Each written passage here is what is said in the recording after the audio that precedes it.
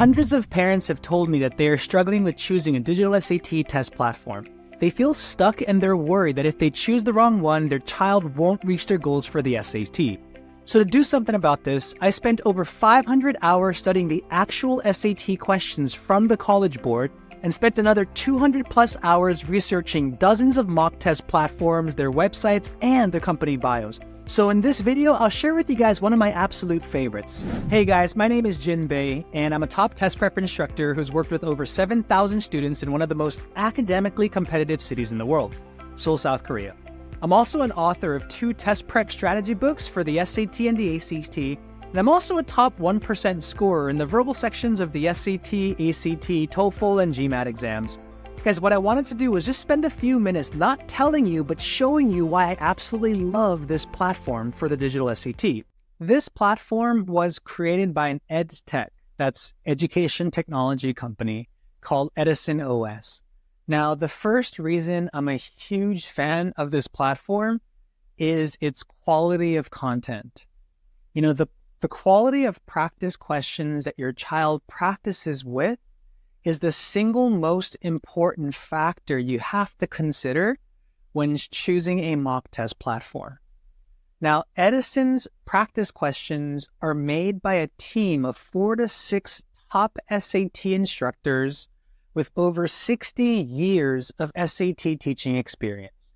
And their process of creating questions looks something like this.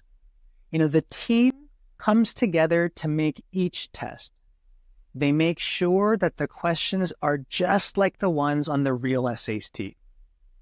Now, after the team finishes, the test is checked by a top SAT expert from Manhattan. Now, this expert makes sure that everything matches, right, the real test or comes as close as possible to it. Now, if the expert finds any problems, the test goes back to the team of 4 to 6 instructors to fix.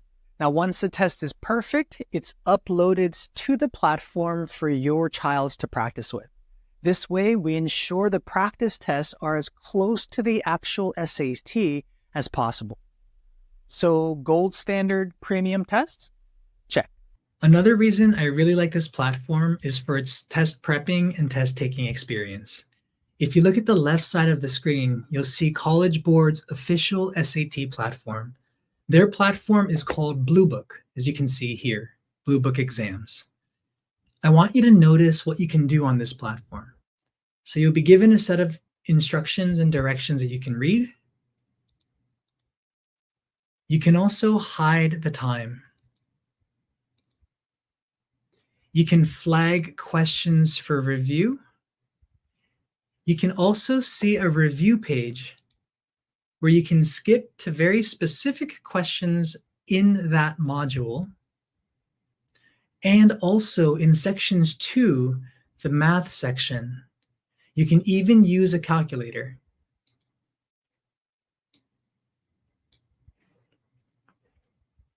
And you can access a reference sheet to help you remember certain formulas for geometric figures. Now, on the right side of the screen, you'll see the mock test platform from Edison. You know, I was really surprised when I tried their platform out because it looked and felt exactly like BlueBook. Now, you'll see that the functions are identical. You'll notice a set of directions and instructions. You'll also be able to hide the clock and also show it. You can flag questions for review. You can see your review page with those flagged questions marked in red. You can also use this review page to jump around to different questions.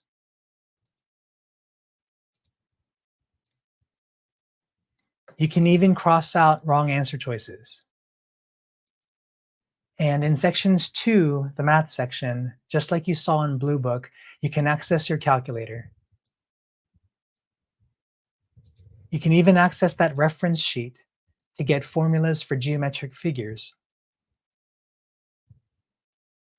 Now, ideally, you want a platform that simulates the functions and conditions of the actual test. The more precisely practice conditions match real-world conditions, the more familiar things will feel. The more familiar things feel, the more relaxed you are. The more relaxed you are, right, the easier it is to stay calm when unexpected circumstances arise. And trust me when I tell you guys this, on the SAT, unexpected circumstances will arise. Now, once you finish taking the test on Edison's platform, you'll be taken to their score report and detailed analytics, which I'll talk about in the next segment. The third reason I love this platform is its score report and advanced analytics. So this guy is so much better than College Board score report because it gives you so much more data. Plus, each of these data points is very useful for your child, meaning that when your child can kind of track something, they can measure it. And when they can measure something, they can really improve it, right? And this gives you very clear metrics and clear data, right, for you to improve. Let me just kind of walk you through some of the things that I like about it. I'll show you guys 3 main sections. So the first, you guys, is going to be the overall summary. Okay, so the overall summary on this page of your score report, you're going to be able to see your total score. Right? So you have your score for the ERW, that's the English reading and writing score, as well as the math score. Right? And you notice here, the maximum score is out of 800. And this person got a 700 in the math. Pretty good. Pretty good. If you scroll down, you'll be able to see a breakdown of your test in terms of the total number of questions you got right and wrong. You'll also see, what I like about this is you see the difficulty level breakdown. Right? So you can see here that out of a total of 15 easy questions, this person got 13 correct. Right? And out of a total of 45 medium questions, right, they got 40 correct. Right? So it gives you sort of nice data to take a look at. Right? You can also see each of the sections, each of the modules from each section, right? Section 1, Module 1 for the ERW, Section 1, Modules 2 for the ERW, and then for the math as well, right? Module 1 and Modules 2. You can actually see more details too if you just click here. You'll also see just an overall report, right, of each of the questions. What was the level of difficulty? Did they get this question correct? Or did they get the question incorrect, right? So it just kind of provides you with a high-level view of how you did on this test. Now, if you click on here, detailed summary, this is the second section that I think is really, really cool. So this is the part that I really love about this platform. So one of the really important things that you have to make sure to do consistently if you want to get a top 1% score on the SAT is you need a very good review process, right? And so most students don't really do review, but what I found, for me at least, and for the students that I taught using this platform, is we actually enjoy the review process. Like, I actually really liked it. So this is what you'll see here. You'll see a detailed summary, right? But you're going to see every single question, right, is going to appear right here to the left. On the right column, you're going to see, you can jump over to any question if you want. The green circle just means you got the question right. The red circle means you got the question wrong. And then the filled in circle just means that's the question you're working on. Right? So you can actually just jump around to any question that you want, which is pretty cool. So I know most students will go to these red ones, right? Because they want to cover the questions they got wrong. That's what I do first, and then I'll kind of go through each question, right, one by one. But if you do, school goes to, for example, question number 14 in the reading and the writing section, you notice here to the right, it says hard. That means it was a hard level question, right?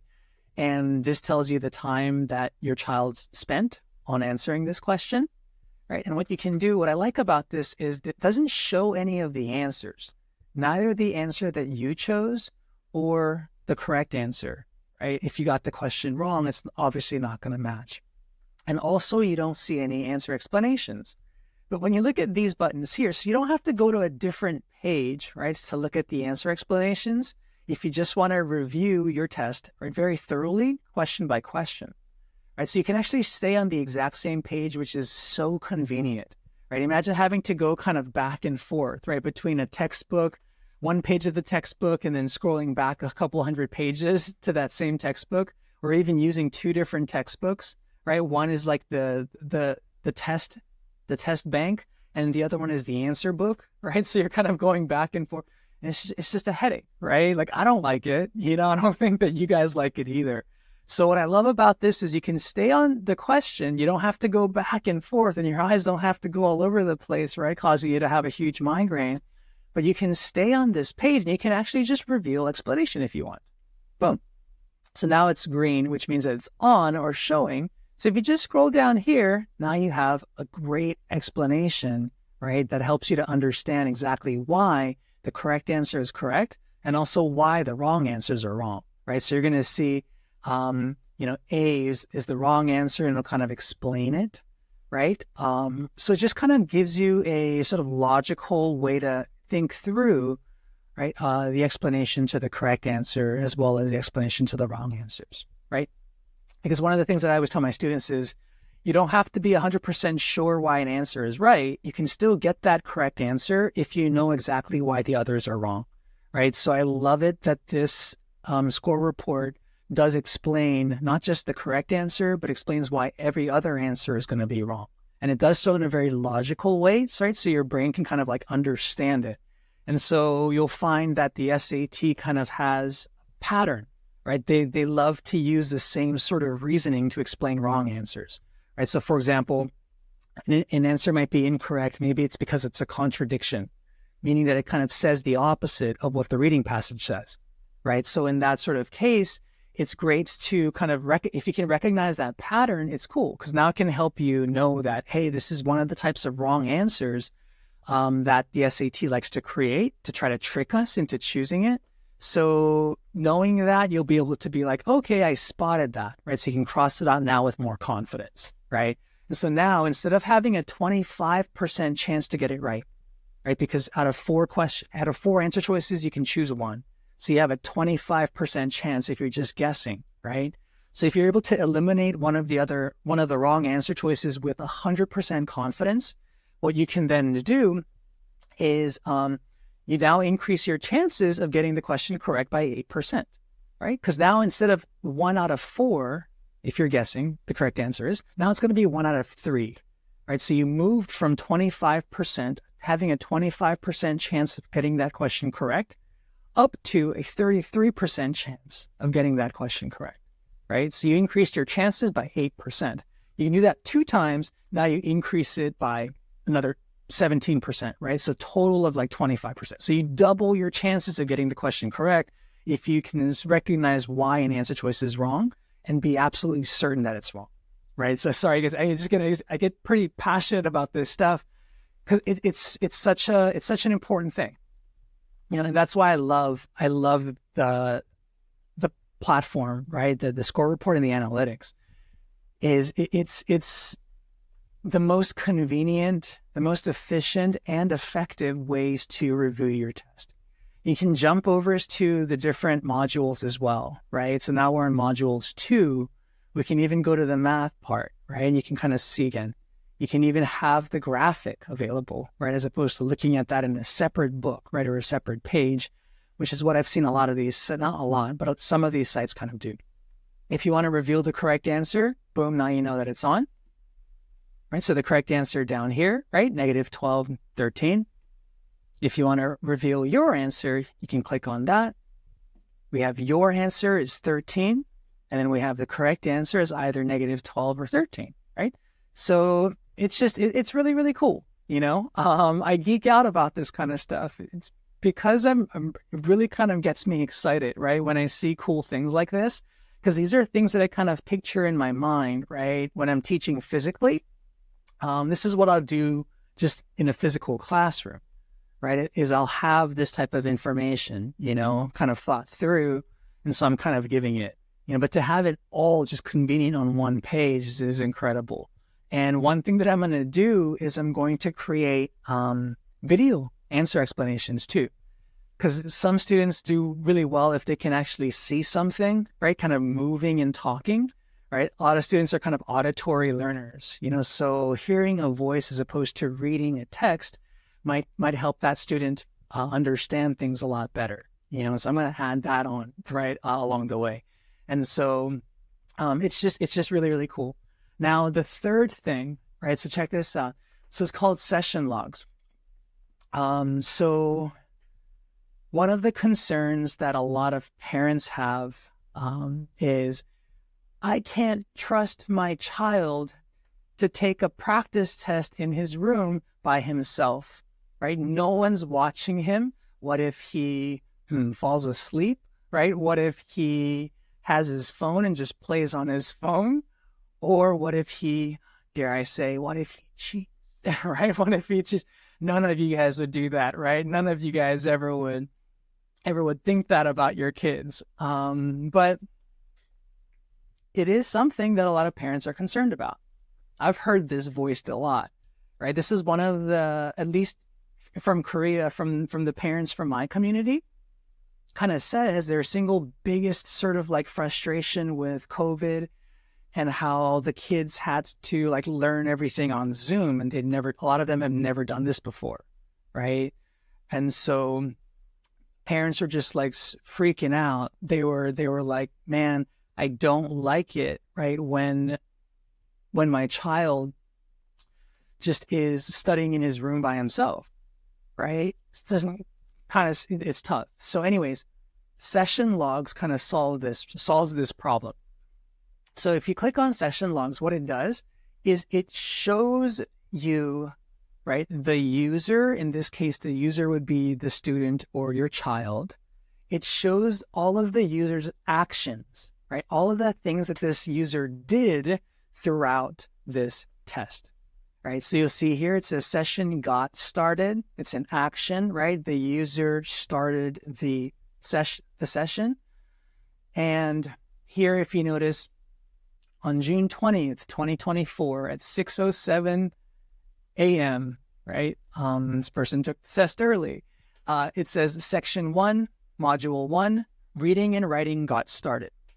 So now it says reading, and so if you look down here, it says reading and writing got ended, right? So everything in the blue is like proper actions. They're like actions that are supposed to happen, right? Your child is supposed to start the test. Your child is supposed to end that section of the test, right?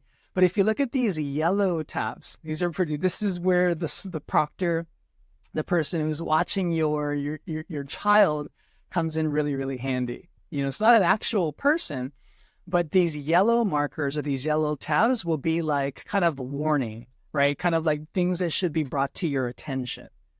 So when it says the session got inactive, right? You're like, oh, what does inactive mean? Inactive means that it just kind of like paused, right? Nothing was happening, And so you might be thinking, well, why would nothing be happening? Right? Did my child go to sleep? Like, didn't he just fall asleep? And so it kind of tells you session inactive could mean any one of the following tabs. It could mean like switch, so tab switch or tab close, right? So they tried to like close the tab, or maybe the browser, they try to minimize the browser or close the browser, But in this particular case, the session got inactive just means that the person just went on a little break, right? They could have gone to the bathroom or gotten some water, right? Now, how can you kind of tell? Well, if you notice at 7 here, when it says the reading and writing got started, right? Section 1, modules 2 at 7:11 a.m. Yeah, so you know that this action happened at 7:11. And you know that here in the yellow tab, right, it's 7:16, right? So about 5 minutes or so went by, right?